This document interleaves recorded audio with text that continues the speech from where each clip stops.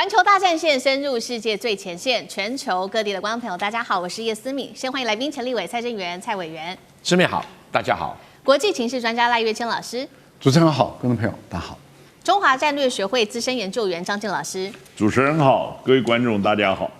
好，观众朋友，即将要到来是在美国的感恩节，今天会特别来关心到的是火鸡价格，在这个时候说是暴涨幅度高达了40%。另外一方面，来自于彭博社的报道，他说北京已经停买美国的大豆了。全球的粮价风暴是否正面的全面引爆呢？今天也会来关心的是美国的粮食霸权会在今年的冬天断掉吗？我们先来看到今天的3个火线话题，会请来宾来帮我们做解答。第一个，政府关门到现在43天了，但是现在的重点是，虽然政府的门要开起来了，但是感恩节呀，变成了一个通膨的修罗场。现在美国的通膨实在太严重了，当中感恩节美国人都会吃的火鸡暴涨幅度预估现在落在40%左右，餐桌也缩水了。川普还在这个时候喊说美国没有通膨，美国人这个感恩节到底要怎么过呢？另外一件事情来看到，习川会不是才刚落幕吗？美中看似谈得不错，但是彭博却在这个时候爆料说，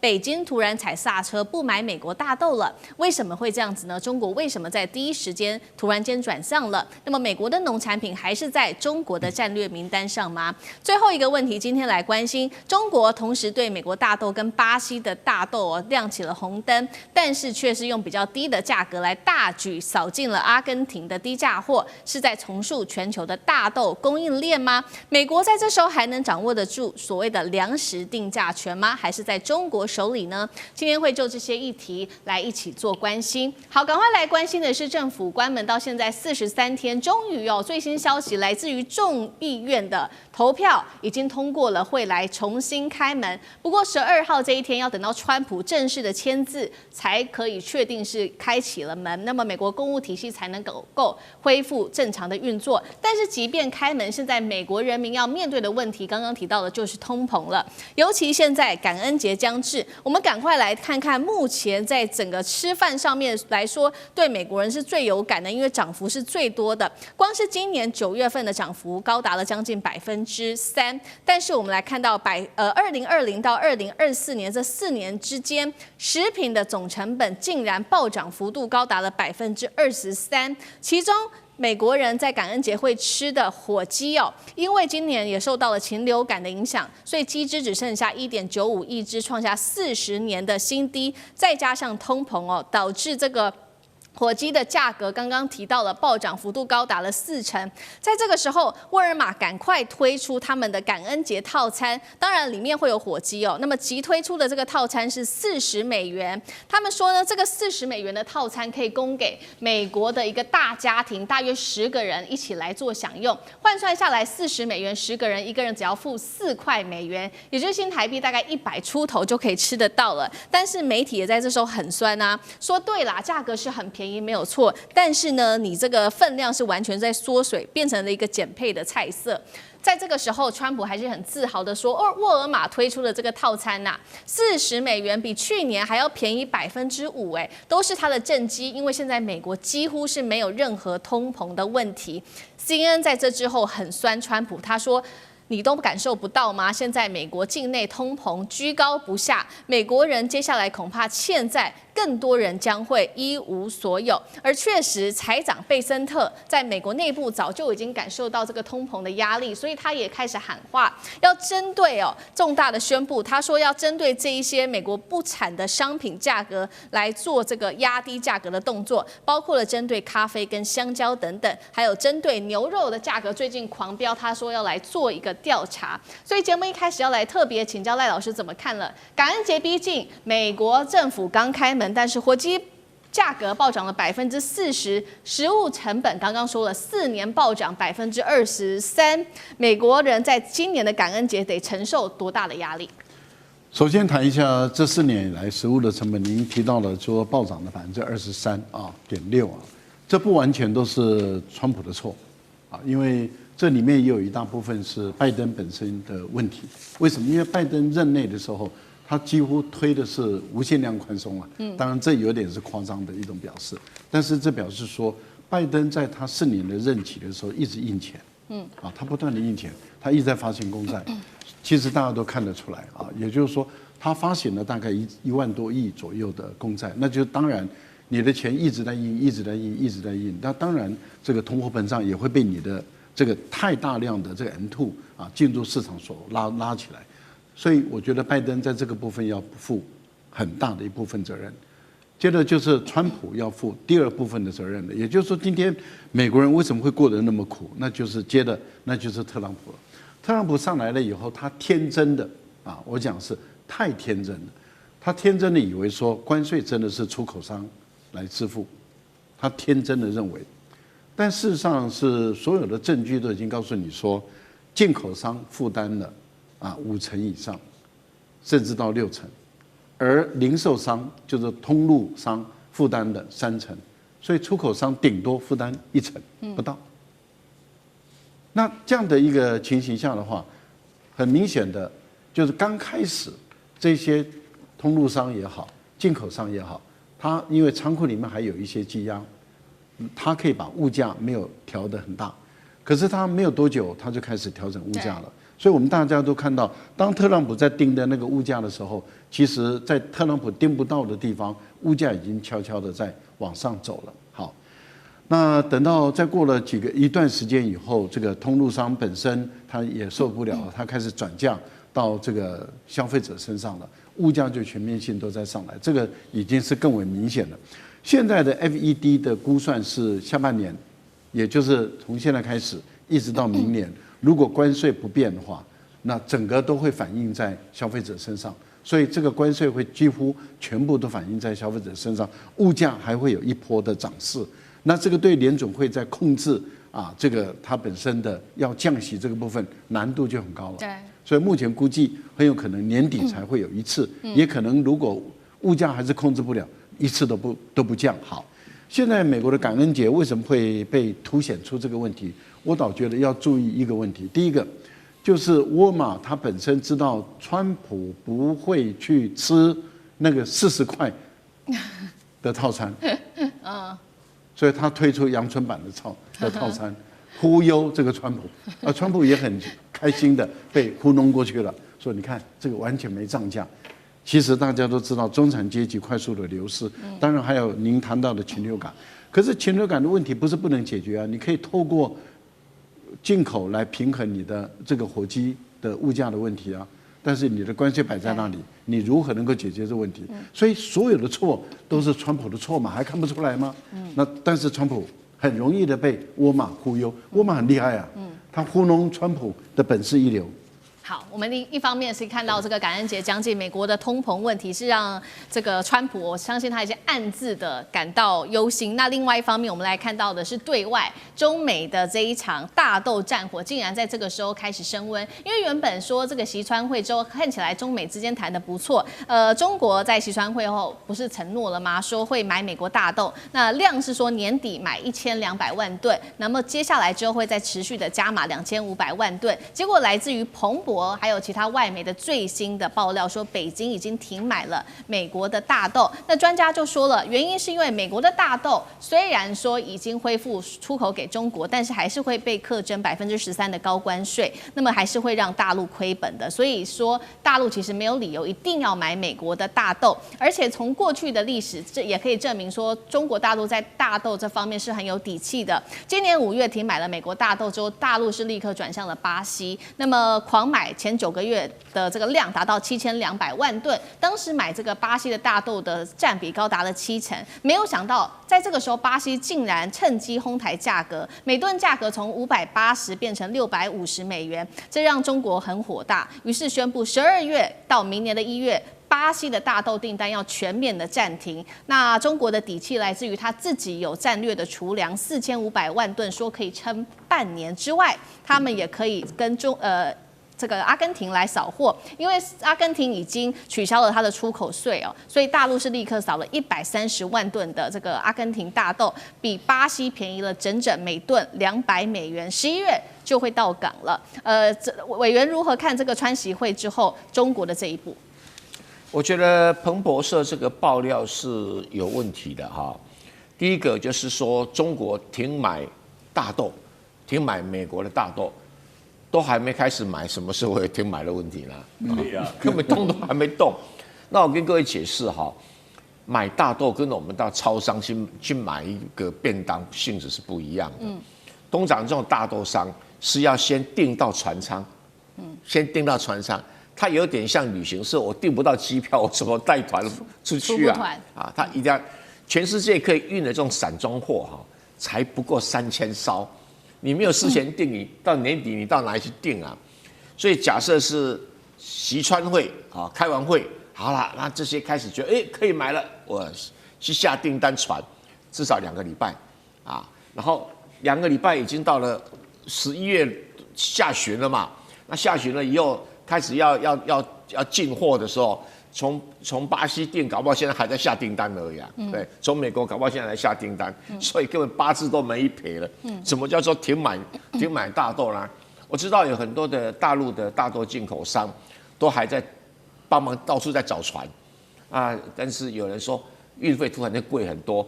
我到底要不要临时去抢船？临时抢船运费当然很贵，而且这种东西有时候就是运费贵哦，反而比那个更严重，比关税啊，比那么更严重，因为在飙涨的时候波动幅度非常大。没关系，再等等看哦。如果说到了1月份都还没有进口美国大豆，那才是真的停买美国大豆啦。那这里面不完全是政治因素，跟经济因素有关。本来美国大豆的价格是比巴西跟阿根廷来的贵，就现在巴西涨上来了，比美国大豆还贵，最贵。而美国大豆的榨油量又比巴西好，你现在涨上来了。那阿根廷的大豆也比美国大豆差，那可是人家便宜啊，便宜就抵过一切啦。何况本来阿根廷很奇怪，什么出口税啊，就现在取消啦，取消了，等于整就是比这个巴西、美国大豆便宜很多。你如果进口商当然拼命先赶到阿根廷去扫货，那这个事情不是最近发生的事情，这个事情是在那个10月初就有了，所以他现在扫一扫，11月到货刚刚好啊。这整来讲，一个大豆进口通常要花2个月的时间嘛，所以差不多了哦。你说哇，11月就可以到港，那表示他10月份做差不多哦，因为当时米莱是9月宣布把那个出口税给取消嘛，所以大家在抢单。那阿根廷大豆可以卖的也没有那么特别的多了哈。那抢完了，那一比较一下，巴西比美国大豆如何？从经济考虑，就回来买美国大豆。所以我预计，他如果大陆的进口商应该到港的时间点就是1月份。好，我们看到，所以目前看起来，虽然说这个彭博的消息不属实哦，那但是我们可以看到，中国大陆确实在买大豆上面选项很多，有巴西、有美国、有阿根廷，是不是等于说掌握了重要的议价权，也不再握在美国的手里？张晋老师怎么看？我觉得大家必须要了解哦，这个粮食安全是国家安全重要的环节。中国大陆一直是就是长久以来都有计划了，希望透过租地或者买地在其他国家租地买地自己来种，或者建立长期的契作合约，而且呢，国内本身也要在积极的开发耕地，譬如说它的新疆开发耕地就很有成绩。但是你要知道，就是中国大陆本身自产的大豆确实品质在那边没有办法赶得上美国，尤其是这个大豆不光是要用榨油，它也是重要的饲料的来源，那个蛋白质跟榨油的这个率，这些都是很重要的指标。所以货好跟这个就是说它的价码这之间有一定相存的这个依存关系。但诚如刚才委员所讲，我们经常还是会碰到产销失调的问题，就是产销之中还牵涉到就是所谓的船运等等这些的问题。所以中国大陆其实是一直把它当作国家安全的议题来做。所以它目前呢，罩门是在于育种。这个中国大陆在这个大豆的育种上面一直是相当的弱，所以它也一直希望能够把这个，尤其是玉米或者麦这些再继续提升。第二是它的存储这个确实是已经有相当的成就，而且无论是就是充氮气存储或者说干燥存储，这个在各国的话，其实有一天我觉得这个科技甚至都可以出口。最后一个呢，就是化肥，它生产的化肥确实也能够达到自给自足，而且甚至呢也跟就是说它的大购订购的产销商之中用化肥然后去换来做。所以呢，我觉得说今天到底谁能够掌握市场就是只要能够此处不买爷，自有买爷处；此处不卖爷，自有卖爷处。终究啊，买方市场跟卖方市场猪羊变色的可能性是存在的。好，谢谢张世老师。那我们休息一下，马上回来。地缘政治、内中之争、战略价值、强权崛起、小国生存。现在与未来洞悉事件走向，掌握世界脉动，全球观点尽在环球大战线。好，接下来我们要来持续关心的是这个安氏之乱。这一回大陆使出的这一招叫做釜底抽薪吗？因为荷兰是否在这时候恐怕沦为一个空壳的公司了？大陆用什么样的方法把荷兰之重要的头脑，还有这些重要的一些资产啊、人力等等，全部都带回中国去了？等一下一起做关心这一招，这个。拉着德国一起来针对荷兰这招放饵钓鱼，是否会让荷兰完全的孤立呢？今天都会一起来做关心。好，今天3个火线话题，我们等一下赶快来请来宾帮我们做解答。北京这一回是先甜后刀吗？针对荷兰针对德国，他怎么做呢？先把晶片给德国来救他的汽车业，然后再反过来跟德国说：好，你拿到了晶片没有错，这时候你得站队了，帮我们一起来施压荷兰。这是逼欧洲选边站的一个精准布局吗？德国的施压之下，荷兰会做让步吗？第二件事情，刚刚提到了这个有关于安氏案哦，这个文泰科技现在乾坤大挪移，怎么做呢？他把在安氏的200名工程师给拉回中国大陆，并且现在说呢，产能可以直升5万片。那么如果这样的情况之下，荷兰的安氏会被掏空成未来成为一个空壳公司吗？那么未来整个生产也都会回到中国大陆来做吗？这个是第二个我们今天会来做关心的。最后今天也会来关心到的是，没有想到这个有关于安氏的这件事情，中美早就谈好了，但是欧盟从头到尾都不知情。有人说啊，荷兰根本就是被拿来当做祭旗的，而荷兰到底现在还有什么筹码呢？今天我们都会一起的来做解读。好，赶快来关心到的是安氏的这一场风暴。德国汽车这个零件巨头，他已经正式的证实了他是欧摩威，他说确实已经拿到了来自于中国大陆安氏晶片出口，已经拿到晶片了。那么中国商务部就说，好，你拿到晶片了，那接下来你就要帮助我们一起对荷兰施压，撤销荷兰对于中资晶片制造商的这个接管行动。那么德国方面目前也说的，好的，我们会继续的持续加强跟荷兰的沟通。针对于北京的这个步伐，也就是说让德国先甜后刀，委员怎么看？能够奏效吗？一定能够奏效，而且中国商务部啊打了这个，几乎就是纯商业手法，这个太神奇了啊！他禁止它出口。那现在正在制造汽车的全部卡在那边，为了一个金额不大的晶片，那么大的汽车出不了厂，你说德国急不急啊？德国上上下下急翻了，而且这个事情跟他无关，可是他在供应链的末端，那当然他就当然希望中国可不可以先放他一马？那中国说好，我先放民用的，军用的暂时不放，因为军用的同样汽车公司有人做军用的运兵车、军用的卡车，还有做一些什么底盘的一大堆的啊。那先供着大家也没话讲，因为军用毕竟没那么急嘛。民用的车子刚订单满天飞，你还没办法供货，这是比较急啊。但是整体来讲，这两个先区隔开来的话，那就很明白啦。你这些汽车公司就单独去跟荷兰施压，那你不要怪我啊！我不出口原因是他接受我公司啊。我知道荷兰跟中国的同一个公司2个部门先切割啊，那我保护我的财产啊，对，所以这个做的是对的，那荷兰就灰头土脸啦。本来他可能想要讨好美国啦，因为美国也没有正式叫他这么做，想讨好美国，发现说被抛弃了，那自己可能一开始也贪心啦，贪心真的是贪心啦，没想到贪心了。这个偷鸡不着，数了一把米啊，这好大一把米啊！那德国很生气，因为德国可以说是荷兰很重要的经济命脉，他得罪了德国，我不晓得荷兰以后怎么混的哦，所以这个德国一定会给荷兰强大的政治跟经济的压力嘛。那接下来就是你荷兰哦，内部老百姓抱怨连连，你都快要卸任的过渡时期的内阁，你还搞这种无聊的事啊？而且荷兰的认知说，你们这几个官员就是被那个高管安氏的外籍高管给收买，不然你干这个事干什么啊？那现在在当家是安氏的高管，可是现在已经被抽空了。现在所谓工程师回来，那是因为两边没有弄好，这次是派去的，所以工程师回来，荷兰会不会成为空壳公司？现在还不会，因为它还有晶圆厂。那现在中国大陆的稳泰科技现在也开始盖出晶圆厂，找到这上海跟无锡的新厂。因为盖这种晶圆厂不像台积电那么精密，因为它是800奈米的吧，所以只要有专利权啊，有设计图就很容易 copy 出来了。结果因为它有封装厂，所以它一定有设计图啊。然后这个对他来讲又不是什么太难了，200个工程师其中50个就够了，可以把它完全铺陈出来生产。那这一下子，那个控制荷兰安氏那几个外籍高管这下傻眼了，他们准备吃官司了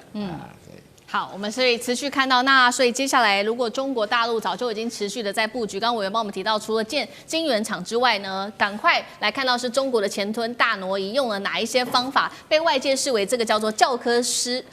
书式的商业反击哦。他们利用的是这个收购合约当中的一个关键条款，把这个荷兰安氏里面很重要的大脑、人才跟产能说全部要搬回大陆。好，怎么搬呢？我们先来看到，除了刚刚委员帮我们提到的200名的工程师搬回大陆之外呢，还有这个刚刚讲的嘛建新厂，那现在预估呢每个月可以达到5万片的晶圆，这产能是会高于荷兰的。重点是在这个成本上面可以有明显的差异，中国制造还是比较便宜，而且便宜的幅度高达了18%。如果用1年来做计算，可以为中国省下10亿元的人民币。重点是客户也买单哦。现在说这个续约率高达了98%，三星、比亚迪等等的新客户甚至还上门哦，多了新客户，订单预期会比去年同期暴增35%，而且产能可以持续的扩张当中。好，请问赖老师怎么看了文泰这招釜底抽薪是早就计划好的吗？荷兰安氏的未来会长什么样子呢？那安氏的晶片生产会可能完全拉回中国吗？不是早就计划好的啊，也就是说，大陆当时文泰把安氏买下来的时候，就已经有答应就是说会创造当地的就业机会，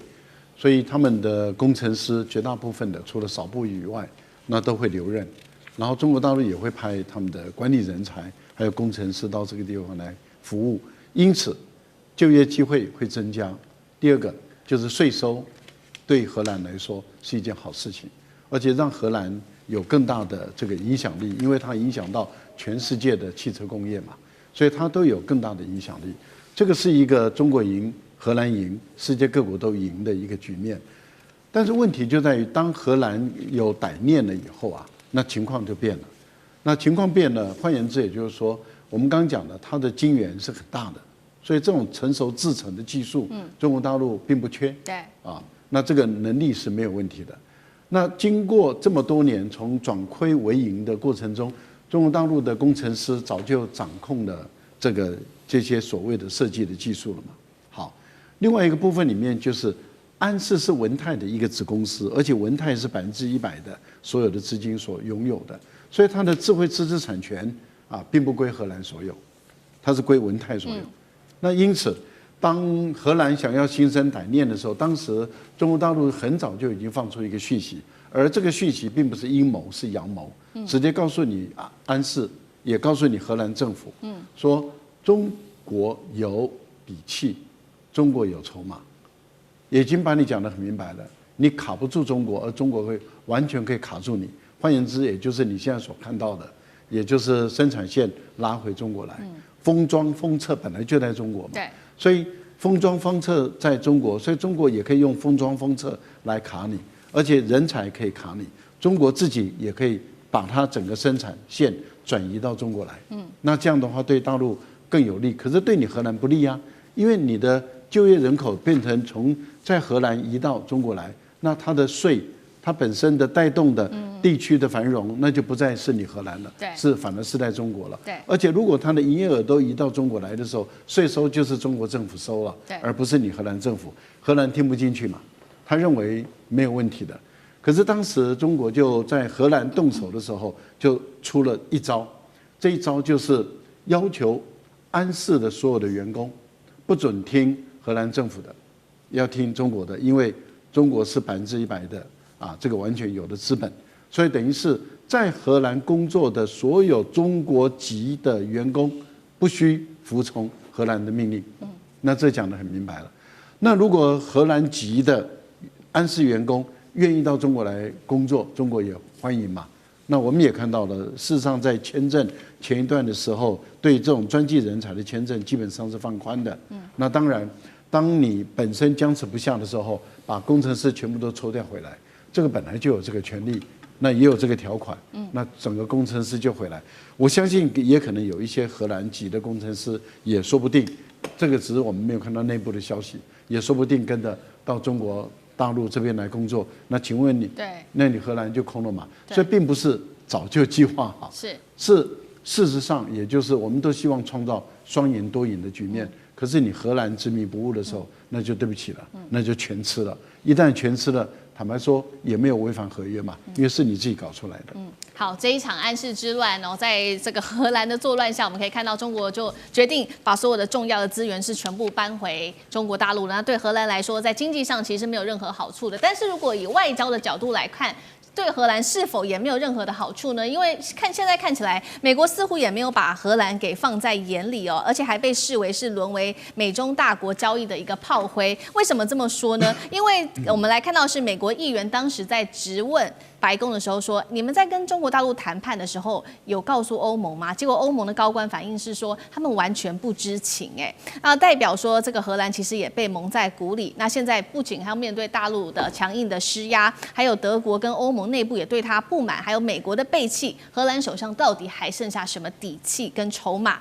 张老师怎么看？其实就荷兰整体的经济而言，大概是20%是制造业，80%是服务业。荷兰呢是靠着跟世界接轨而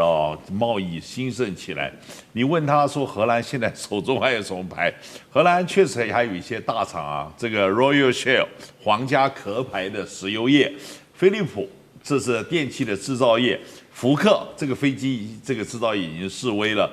联合利华 Unilever 这个是专门做农产品加工的，比较这个有名的安佳乳品桦树奶粉这个还有海尼根啤酒，还有这个叫做这个全部德国最畅销的牌子的德国酸菜，是荷兰做的，所以呢，荷兰有它自己的就是说经济的优势。那但是呢，他一直强调我所在的位置，我必须跟世界接轨。他今天做这个事情其实是完全反过来跟世界接轨。荷兰人是极度的聪明，而且呢，在那么小的一个国家之下，他能够在海权的这样兴旺的之下，然后你想想看，在我们台南都可以建立一个殖民地，他有他的本事，而且还可以在1米那么一个地方。但是他真正的问题就是一个观念的改变。被美国人这样子去怂恿，然后变成一个打手，最后就弄出来。所以这个在荷兰内部有他的报纸讲说这个愚笨呢，就跟当初荷兰有一个很有名的就是郁金香风暴嘛，对不对？大家盲目去投资郁金香，很愚昧的那么一个事儿。他说这个大概愚蠢的程度跟那个差不多。好，谢谢张晋老师。那我们休息一下，马上回来。地缘政治、美中之争、战略价值、强权崛起、小国生存，现在与未来洞悉事件走向，掌握世界脉动，全球观点尽在环球大战线。好，今天在纯军事上，我们要带观众朋友来看到这个是大陆宣布的神秘的新家伙曝光了，得是什么武器呢？等一下带观众朋友来看。另外，今天也会关心的是歼20，它带队的是隐形的僚机，再加上无人版的轰20也试飞了，震撼外界。等一下都会一起的来做关心。另外等一下也会特别关心习近平针对于火箭军的整治的进度。好，赶快来看到最新消息，11月11号这一天是大陆的空军成立76周年哦，那就在这个时候，我们看到大陆的官方典礼比这个更震撼的事情是，他们播出了这个宣传片，叫做《梦远》，正式的发布了。不过呢，这个当中有一个亮点，就是里面出现了一句“新家伙”。这个新家伙一出来，就引爆了中国全网的高度关注。这个新家伙其实大陆官方是没有公布它的型号跟它的性能参数的，但是我们来看到一些比较具体的细节哦。官方当时在通话有有说这个威龙1号收到已经与这个玄龙的协同，那么玄龙大家就在看说会不会它就是这一架逆中的无人机，也就是玄龙08呢，被认为它可能就是攻击11的逆中无人机，是可以看和歼20一起来协同作战的，也代表说是不是解放军空军正在加速打造，包括了有人配上无人一起协同作战的一个体系。张健老师怎么看这个？首先，新家伙是指的是谁？是攻击无人机还是其他的武器？歼20搭配的这个攻击11是中国已经抢先美国完成整个中程僚机的系统吗？面对5000年的战略文化，亦真亦假，以假是真，以真是假。所以呢，这个很多东西不到真正出来那一天，其实有很多的变数存在。但是有3句话这个确实非常重要的：第一，落后就会挨打；第二，模仿只能追赶；第三，弯道才能超车。所以你可以预期未来中国大陆很多的军备体系是具有中国特色的某某某。它有很多的概念完全是翻新的，所以呢，它有一个非常强的信念：抄袭就会被反制。所以你照着别人的条来画瓜，然后你到了最后，你就发现那个理念人家已经掌握，自然就可以知道怎么反制。所以在这个情形之下，完全创新，事实上已经有好多东西是完全创新，然后西方完全都没有想象到。所以我觉得这个才是真正发展的趋势。至于呢，一句话搞得大家心痒痒，可能到了最后完全不是那么回事儿。是好，目前大家都还在猜说这个武器到底是谁，是这个新家伙到底是谁。但是我们来看到一个比较具体的东西，是来自于美国的军事网站战区网的一个爆料，说正在试飞的这一架是这个巨型隐形飞翼无人机，是不是这个无人版的轰20呢？来看一下它的基本的一些小档案。现在异常说高达了42公尺，比美军最新的 B21它的突袭者战略轰炸机还要大了一整截，只小于 B2 的幽灵战略轰炸机，会不会它就是无人版的轰20呢？赖老师怎么看？这个我们还没办法证实哈，因为大陆的官方有关于这个轰20传说很多了但官方从来没有证实，也没有否定。那基本上来讲，在谈到轰20，也就是说，我记得应该在去年航展的时候香港有一位记者就特别问到大陆的空军的副司令就问到说，轰20会不会在深圳的航空展会出来？然后他就说你们看看嘛这个时候给大家都感觉到说，哎呦要出来了，要出来。结果去年深圳没有出来，今年一样也还是没有出来，所以大家都在问说，那到底什么时候出来？因为轰20如果出来的话，那它是真正名副其实的这个战略武器因为它可以确保3位一体的核打击能力是你几乎无法阻挡的。那这个对于大陆来说，它的核武的数量就不需要到4-5千枚了其实1500枚也就绰绰有余了。对，为什么？因为目前来说，我们看到的这种轰6K，因为轰6K它本身不具备有隐身的特质，可是如果是轰20的话，它一定要具备有隐身的特质。第一个，第二个，它必须要是跨洲的这种长航行的飞行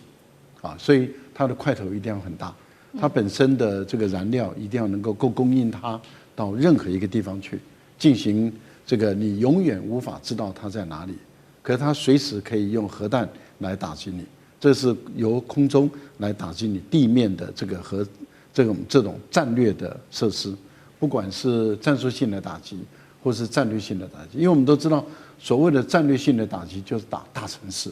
打大的工业区，例如说像硅谷这样的一个大的工业区，用几枚核弹就可以整个摧毁，美国就瘫了嘛，这个是大家都知道的事情，所以你要确保能够对于美国的本土进行你美国毫无拦截能力，包括精穷做出来也都没有拦截能力的这样的一个工具，那轰20是当之无愧的。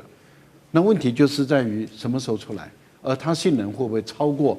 这个美国的 B2或是 B21？B21 我们基本上来讲会认为它比 B2还要差，虽然是新造出来的，但为什么？因为它是阳春版嘛，就好像我本来造一个豪华的这个跑车，结果因为我现在穷了，所以我造出一个阳春版的跑车，那叫做 B21然后我就说我 B21比 B2好，没有人相信，因为你是泡面嘛，你阳春版的，阳春版不会比原本的豪华的还要好，这个是大家都知道的事。所以美国怎么吹嘘，大家都知道。现在的情况是，如果轰20一出来比 V2还要好，那这个美国它基本上就会吃不住了，因为它怎么办？对，那对于中国大陆，它在核打击的战略方面，它就不可能再产生任何威慑的效果。所以我觉得大陆在这个部分里面问题不大。另外一个部分里面就是您提到的攻击11，事实上我们看到的已经是攻击21了，那这也是经过也准官方证实了，而且我们也看到了在编队飞行中有这个歼16D，这是电战机，它可以扫除空中的障碍，然后有歼20它是踹门的一个空中堡垒，可是搭配的，因为这个歼20它是双人座的。所以它搭配的就是攻击11或者攻击21，它可以更深入的进行战略性的打击。我觉得这个对于大陆的空战来讲，它已经开始具备有跟美国较量的局部的优势，这个对美国压力是很大的。是好，一方面我们看到大陆现在在展示它的这个空军上面的实力，那另外一方面我们也要来看到刚刚提到了嘛，这个习近平他在整治这个火箭军，不过现在也看到说有爆出一些比较动摇基本盘的一些大事件，这是来自于外媒《纽约时报》的指出哦，他说习近平曾经把火箭军视为是2049年这种世界级军队的一个关键，但是确实可以发现的事情是在这1-2年之间，内部有深层的这个整肃跟贪腐的连环爆动摇了这一支那个负责核武力的一个核心部队。那五角大厦也揭露说，火箭军贪腐导致地下飞弹井工程被破坏，甚至有偷工减料。那所以现在也看起来说，中国近期不是我们不断的在报道说集中发展，不管是福建舰或无人机，代表说习近平不想把战力重压只有在火箭军吗？那整肃火箭军对于解放军来说，到底是伤害还是帮助？委员又怎么解读？中国大陆解放军在海军啊、空军啊、陆军啊都有很长远的发展的历史，所以它的规模在成长过程跟它组织的监督管理基本上跟得上。火箭军就不太一样，它有2炮部队所转型成功呢，就一开始预算突然间快速膨胀，任何一个团体都会有情形，就是你的组织、你的管理、你的监督系统根本就跟不上。那你一跟不上的话，有那么多的采购事项，那么多的工程事项，从火箭军的各种基地啊、地窖啦等等啦，还有采购啦，还有零组件啦，那个是一下子变得非常的庞大。一下子这么庞大的话，有一些这个监督单位对于他们所报上来的一些工程啊，或者一些技术的需求，基本上不一定马上跟得上。通常这种监督人是要干过技术人再来做的，可是因为组织实在太快膨胀，就引起了一些上下其手的机会。这个上下其手的机会，对于北京的这个政治局来讲，他担心会不会北洋舰队重演买了武器，明明监督的零组件是对的，结果真的装上去了是不是正确的偷工减料然后这个一打开，这油料没有很充足，这种事情他们非常的担心。还有说你试射我就买了，就你试射资料到底是不是真的？对，一连串，所以说基本上北京的这个政治局还算英明还算英明，他不会被这些人给糊弄了，所以不断的派人去调查，就发现一拖拉库的一些贪腐问题。对习近平来讲他也只能什么？这个长痛不如短痛先处理了再说了，先处理。那再从其他什么海军的空军调人来管那看能不能一阶段让这个监督管理系统比较成熟一点。因为像大陆的海军啊、空军啊，他们采购什么东西、一些东西，它的管理制度已经很上轨道了。可是偏偏火箭军有很多新的不得了的东西这个固态燃料换那固态燃料，为什么价钱不一样？上面的不一定搞得清楚那中间就有可能出现上下其手。像我们台湾有某个石油公司在做那个天然气转接站的时候，说报价95，就公司觉得怎么那么少啊？你要报多一点，你就知道这问题都出来了啊。所以我想，习近平是很有决心要把解放军的火箭军啊，打造出一个世界级的实力的。那有贪腐的话，实力就会大打折扣。所以即使说把这个领导阶层几乎是换了一遍了，换了一遍，当然刚开始指挥经验各方面不足嘛。可是你不这样子的话，你快速膨胀的组织，你的管理、你的监督、你的控制系统根本就会跟不上。是，好，谢谢委员。那我们休息一下，马上回来。地缘政治、美中之争、战略价值、强权崛起、小国生存，现在与未来洞悉事件走向，掌握世界脉动，全球观点尽在环球大战线。好，接下来我们要来特别关心到，在这个诈骗案太子的风暴现在全面的扩张，而陈志这个时候喊冤，还聘请了最强在华府的这个华尔街的律师哦。那么中国则是控美国害走了150亿美元的比特币，怎么一回事？今天一起来做解读。太子集团的这场风暴，今天带观众朋友特别关心到的是最新的进度，来自于美国的司法部已经正式起诉并且追捕陈志，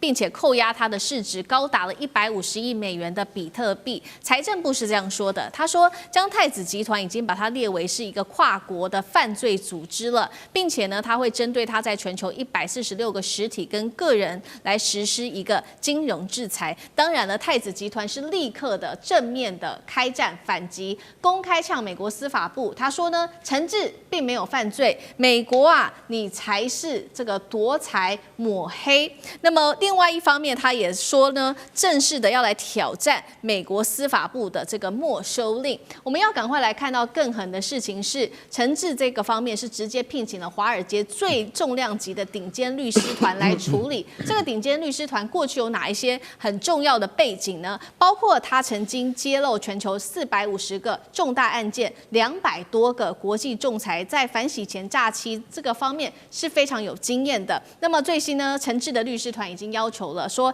要延期60天提交索赔，理由是什么呢？律师团说，比特币的来源看不出来和诈骗有关系啊。陈志到底哪里来的底气？什么样的律师团敢接这样子的一个这样子的一个案子来挑战美国政府的超级硬仗？还是说他手上握有美国不敢曝光的一些关键证据？赖老师怎么看？我觉得主要是钱了。你给美国的律师团足够多的钱，他当然愿意接不管赢了输了，他都有足够的多的钱，他怎么会不想接呢？对于他来说，他分2块。第一个，您提到的比特币这一块，比特币这一块如何证明它是赃款？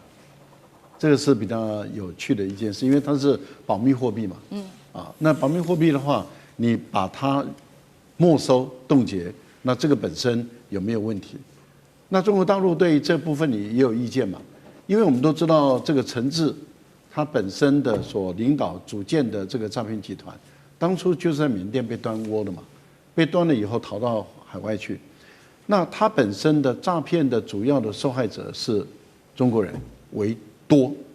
并不是说全部都是大陆人，而以大陆人为多，还有台湾的也很多。那当然也有部分是日本、韩国都有。所以对于大陆来讲是真正的苦主。那这个比特币这4000多亿的台币的比特币的这个钱是应该要归中国大陆所有嘛，然后来去对于受害者给予怎么样的补偿？怎么会被你美国人拿走呢？你美国人并不是主要的受害者真正的主要受害者是大陆人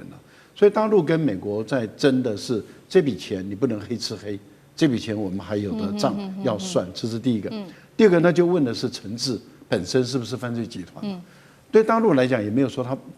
说他不是犯罪集团首脑你看台湾的这个的资产现在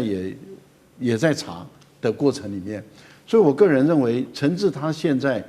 他首先要向美国来控诉的是他究竟是不是他的集团是不是犯罪集团。第二个就是这个比特币跟这个犯罪集团之间的关系嘛。那加密货币如何来证明说是跟犯罪集团之间的犯罪集团不法所得，这是2件事。不过我觉得这个给我们一个体验给我们一个教训加密货币是不是犯罪集团洗钱的最主要的一个来源之一？它变成毒贩、诈骗集团、贪污的大贪官，他们是不是都是透过加密货币来？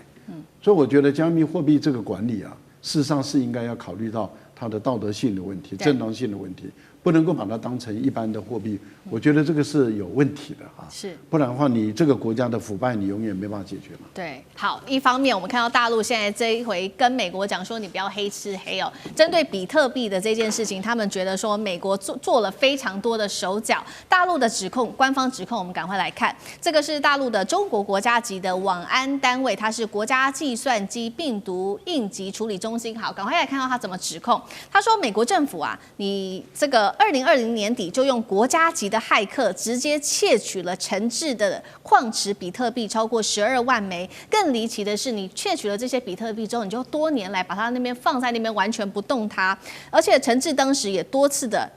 表示，他说他要付赎金，把这一笔账全部赎回来。但是美国司法部宣布直接扣押比特币，直到美国司法部直接宣布要扣押比特币，事情很吊诡的事情是，被盗的这个比特币是瞬间转移到了一个新的钱包去。中国为什么在这个时间要公开的去指控这些骇客？那这150亿美元的比特币争议是真实的国际骇客行动，还是有其他的原因？委员又怎么看？这个陈志在 Lubian 这个挖矿公司所放的钱包 ，Lubian 是一个挖矿公司，就是在挖比特币的一个公司。他放的钱包，在当年2020年的时候，大概只有应该讲就35亿美元。那因为比特币这几年来涨得很凶，到今天才变成150亿美元啊。所以陈志想用35亿美元把它赎回，那这个主要是在这个价差上面哈。但是这里面有几个哈，第一个，那个中国大陆的有这个单位里面啊，指控说这是国家级的骇客，我当然是国家级的骇客，为什么？因为是美国政府，当然是国家，那骇客能够进 Lubian 里面的钱包去解密，把它拿出来或者控制住，这当然是骇客行为了啊。所以国家级骇客是个中性名词，应该正确看来讲是个中性名词。现在只是说，那到底这个陈志有没有涉及国际诈骗啊？那有没有涉及到网络诈骗？那对美国来讲，他们有一个很特殊的法律哈，你只要用这个我的网络，那不管你在哪里诈骗，我都有权利管。那偏偏全世界用了网络，怎么扯都扯得到美国去，都扯到美国去，所以他们就无缘佛界啊。我认为这个，因为他们有情报，知道这里有这一笔，而且陈志这个人，他的财路来源可能有问题，所以才想办法去针对他。然后美国现在政府也比较穷嘛，就抢钱抢粮，何况你给他找到小辫子哈。那陈志这边哈，这个律师团也不是泛泛之辈啊，那也是美国非常有名的一种专门打刑事官司的，所以陈志已经付了很高的价码去请动。那所以这打官司的这个重点哈，不在于那个财政部的扣押，是在于要举证这一笔钱跟陈志的行为是正当的，他钱的来源是正当的，那不是有犯罪行为。重点在犯罪行为要证明没有，或者跟这笔钱无关。好，这个是两个诉讼的一个关键。不过我认为他输掉这个官司的几率是蛮高的，是蛮高的，因为他证明到说他这个钱来路正当，困难度是相当高，都是靠路边挖矿挖出来的，这个几率不太高。那你说我在柬埔寨投资房地产赚来的，这个证据也比较薄弱一点，所以这种官司在美国打起来是很费时啊，而且这个诉讼费用非常庞大，因为他光缴诉讼费就是一笔很大的钱这没关系啊，看他什么表现啦。那中国讲这些东西是意在言外。你这个用国家级骇客，前几天我的那种时钟，你才用国家级骇客来修理我西北大学的研究资料，你用骇客来修理我，是意在言外，先铺陈说你美国专门干这种事。好。好，所以我们看到本来只是这个陈志的这一起风暴，现在已经上升到中美的官方的等级了。另外一起风暴，我们要持续来关心，怎么会这么巧？因为另外一个是来自于泰国政府的警方宣布的、他说呢，这一位是这个 KK 园区的主谋，涉嫌线上赌博加人口贩卖的佘志江。被正式的引渡回中国了。中国官方怎么指控他？3项，第一个，他说呢，佘志江你设立了239个非法网站；第二个，涉及巨大的黑金洗钱；第三个，你跟这个东南亚的跨国诈骗网络有深度的合作。为什么在这个时间点，佘志江被引渡回中国？是基于巧合吗？因为又有陈志的这2个案件，到底有什么关联性吗？老师怎么看？我觉得在知识的浩瀚在资讯的知识浩瀚海洋里头，这个陈志的这个太子集团这个案子跟这个就 KK 园区这个案子基本上是在不同海域中游泳，他们的基本类型这个犯罪的样态也不太一样。但是呢，在为什么他能够从泰国被抓，而且引渡回中国大陆？我觉得大家要思考一下，这时候泰国突然做这个表态，跟太皇要去中国大陆访问有没有点关系？而且呢，去加这个就是说，你要知道这里头之中也牵涉到跨国犯罪。刚才我们都讲到，因为资讯呢，我们就要知道，你抓这些金流，事实上就要遏制跨国犯罪集团，还有很多洗钱的活动、贩毒的活动。但是呢，这个我们不要忘记，什么时候是美国最积极的去在网络上去追踪这些金流，就是反恐。当他在全球反恐的时候，等于把手伸到这个里头，然后希望去掌控。我们都讲知识就是力量，但这实际上就是资讯更是力量。所以在这个情形之下，这个资讯多少罪恶假汝之名而行对不对？资讯也是实力，资讯也是财富，但是呢，也是国家作恶以及私人作恶的一条管道。所以在这个情形之下，我想中国大陆提出拿国家安全的观念切入这个事情确实是感受到那种威胁的程度是非常的严肃。剩下一点点时间再补充问赖老师怎么看？因为刚好是说陈志跟佘志江这2个事件刚好发生，你又怎么看？佘志江是因为当初缅甸在打击这个犯罪集团的时候，他逃到这个泰国被逮捕，他本身也有提出上诉，他认为这个引渡是违反这个泰国宪法。